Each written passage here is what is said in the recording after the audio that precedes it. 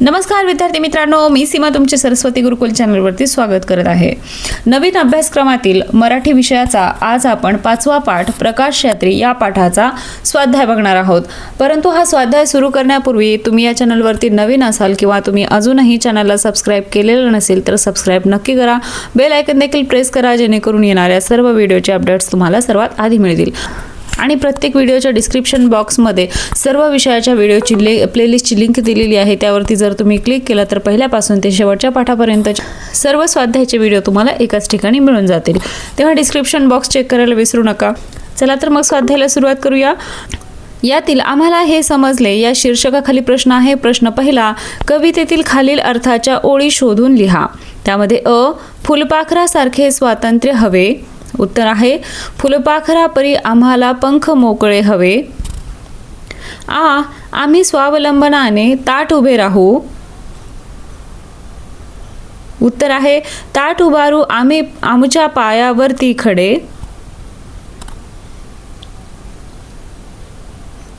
एकमेकांच्या सोबतीने नवा इतिहास घडवू। उत्तर आहे हात हाताशी घेऊन घडवू इतिहासाची पाने।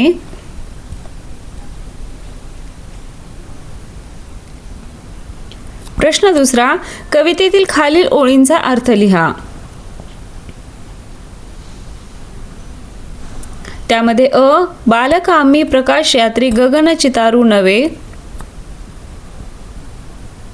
या ओळींचा अर्थ आहे आम्ही मुले प्रकाशाच्या मार्गाने चालणारी आम्ही नवीन स्वप्ने पाहून उज्ज्वल भविष्य घडवू।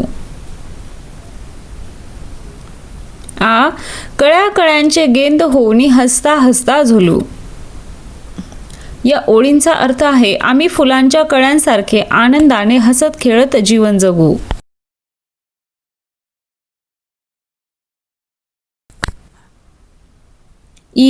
अंधारातून नेऊ अवघी वाट प्रकाशाकडे। या ओळीचा अर्थ आहे अज्ञान, दुःख व वाईट गोष्टी दूर करून सर्वांना चांगुलपणाच्या मार्गावर नेऊ। घुमू नारा घुमू वारा सर्व बांधवा सवे।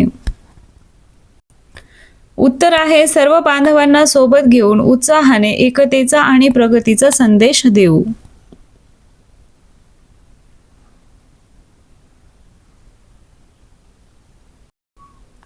प्रश्न तिसरा, कवितेच्या आधारे खालील कृती करा।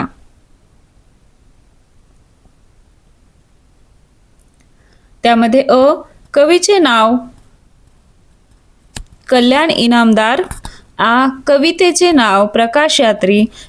कवितेचा विषय प्रकाशाच्या मार्गाने चालत नवे विचार, एकता आणि प्रगतीचा संदेश देणारी मुले। कवितेतील शब्दांचे अर्थ। एक, स्वर याचा अर्थ आहे आवाज। 2, धरा याचा अर्थ आहे पृथ्वी किंवा वसुंधरा। 3, बांधव याचा अर्थ आहे भाऊ किंवा सोबती। 4, तेजोमय याचा अर्थ आहे प्रकाशमय किंवा उज्ज्वल।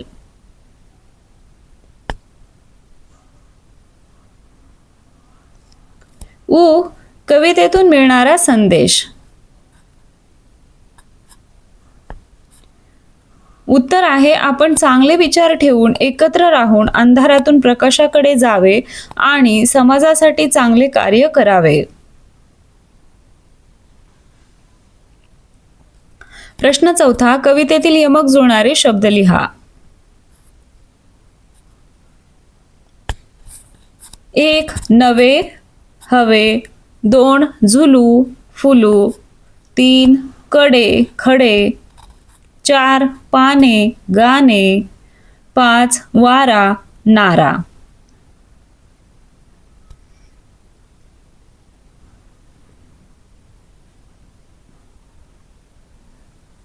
पुढे काही सामान्य नामे, विशेष नामे व भाववाचक नामे दिली आहेत। खालील तक्त्यात त्यांचे वर्गीकरण करा व लिहा। पाटी, गुलाब, प्राजक्त, वात्सल्य, माणुसकी, फूल, नवलाई, नम्रता, नदी, गोदावरी, चवळी, चांगुलपणा। तर यातील सामान्य नामे आहेत फूल, पाटी, गुलाब, नदी, चवळी। विशेष नाम प्राजक्ता, गोदावरी। भाववाचक नाम, वात्सल्य, माणुसकी, नवलाई, नम्रता आणि चांगुलपणा. तर अशा प्रकारे याचं वर्गीकरण आपल्याला करता येईल. आलं लक्षात?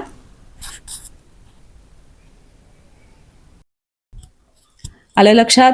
आशा आहे तुम्हाला सर्व प्रश्नांची उत्तरे समजले असतील. आपल्या चॅनलवरती विविध विषयांच्या स्वाध्यायाच्या व्हिडिओसोबतच विविध प्रकारचे भाषणे, पत्रलेखन, निबंधलेखन, आर्ट अँड क्राफ्ट या सर्वांचे व्हिडिओ चॅनलवरती अवेलेबल आहेत. त्याचबरोबर प्रत्येक व्हिडिओच्या डिस्क्रिप्शन बॉक्समध्ये त्या विषयाच्या प्लेलिस्टची लिंक दिलेली आहे, ज्यावरती पहिल्या पाठापासून ते शेवटच्या पाठापर्यंतचे सर्व व्हिडिओ तुम्हाला एकाच ठिकाणी मिळून जातील.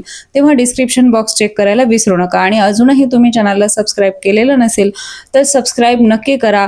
हा व्हिडिओ आवडला असेल तर व्हिडिओला लाईक करा, तुमच्या मित्रांना हा व्हिडिओ शेअर करा आणि सर्वात महत्त्वाचं म्हणजे परत एकदा सबस्क्राईब करा. तर भेटूया अशाच एका नवीन व्हिडिओमध्ये. तोपर्यंत धन्यवाद.